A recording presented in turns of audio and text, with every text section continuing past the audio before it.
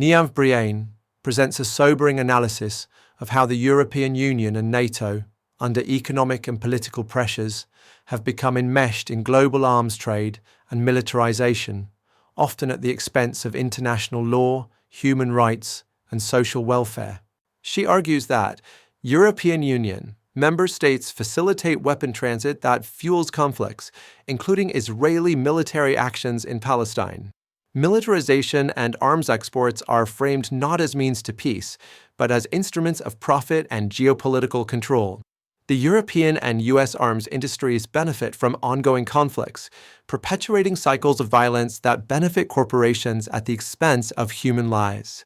This reality challenges mainstream narratives that frame military spending as necessary for safety, revealing instead a profit-driven war economy that prioritizes corporate interests over peace and human security. EU fails to enforce human rights clauses in agreements with Israel despite documented violations. The EU's failure to uphold its own human rights clauses and to act against Israel's violations signals a broader erosion of international law.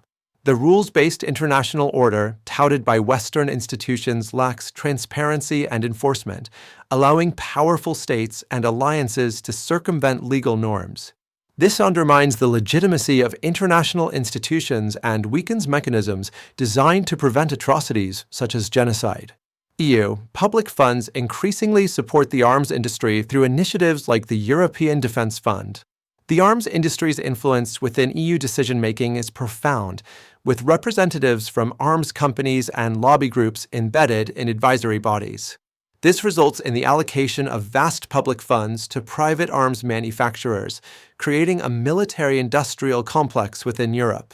The European Defence Fund exemplifies how public money is strategically redirected to sustain and expand military capabilities, reinforcing a cycle where war becomes a profitable enterprise rather than a last resort.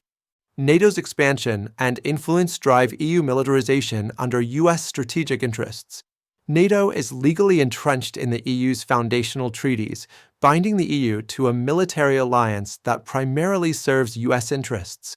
This institutional linkage means the EU's military policies are shaped by NATO's strategic goals, including territorial expansion and military dominance. This integration limits the EU's sovereignty and democratic accountability, as citizens have little say in these militaristic directions, raising fundamental questions about the EU's identity as a peace-promoting institution.